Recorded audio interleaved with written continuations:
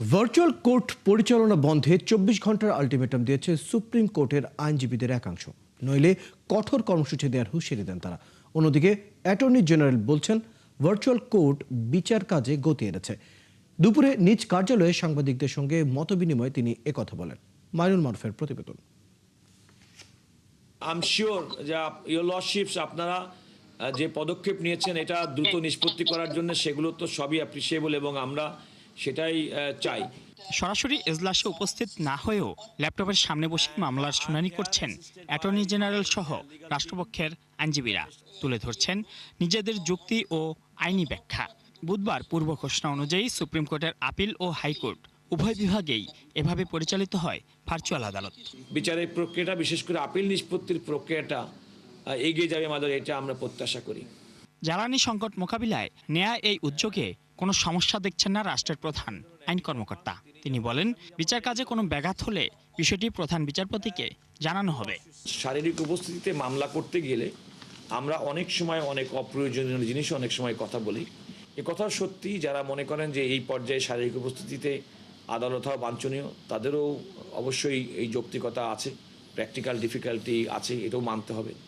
তবে তথ্য প্রযুক্তি ব্যবহার করার মাধ্যমে আমরা যে আদালত পরিচালনা করছি, আমি এখনো পর্যন্ত কোনো সমস্যা বোধ করিনি। তবে ভার্চুয়াল কোর্টের সিদ্ধান্তে একমত নন সুপ্রিম কোর্টের সব আইনজীবী। এই সিদ্ধান্ত প্রত্যাহারের দাবিতে বুধবার বিক্ষোভ মিছিল করেন আইনজীবীদের একাংশ। ভার্চুয়াল কোর্ট অবিলম্বে প্রত্যাহার না হলে কালো পতাকা মিছিল সহ লাগাতার কর্মসূচির ঘোষণা দেন তারা। শুনানির সময় আমাদের অনেক রেফারেন্স লাগে, বই লাগে, তথ্যপত্র লাগে। এই শুনানিটা কোনোভাবেই ভার্চুয়ালি করা সম্ভব না।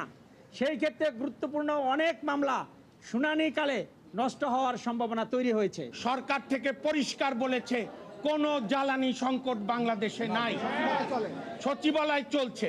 আমরা এই গণতান্ত্রিক সরকারকে বিশ্বাস করি, আমরাও মনে করি জ্বালানি সংকট নাই। আমরা প্রত্যাশা করি কোনো অভিযোগ অনুযোগ নয়, বাস্তবতার আলোকে আজকের মধ্যেই এই সিদ্ধান্ত প্রত্যাহার না হলে আগামীকাল কালো পতাকা মিছিল সহ লাগাতার আন্দোলন সংগ্রাম ঘোষণা করা হবে। এ সময় আপিল বিভাগের এজলাসে সাংবাদিকদের প্রবেশে নিষেধাজ্ঞারও সমালোচনা করেন আইনজীবীরা। ক্যামেরা ট্রায়ালের মতো আমাদের সাংবাদিক বন্ধুরা আদালতের কার্যক্রমে ঢুকতে পারে না, এই সিদ্ধান্ত অবিলম্বে প্রত্যাহার করতে হবে। গণতন্ত্রের স্বাধীন বিচার বিভাগে মিডিয়ার অ্যাক্সেস অপরিহার্য। ২০ এপ্রিল জারি করা এক বিজ্ঞপ্তিতে বৈশ্বিক জ্বালানি পরিস্থিতি বিবেচনায় সুপ্রিম কোর্টের উভয় বিভাগে বুধ ও বৃহস্পতিবার ভার্চুয়াল পদ্ধতিতে বিচার কাজ পরিচালনার কথা জানানো হয়। চালু করতে হবে। মাইনুল মারুফ, ৭১, ঢাকা।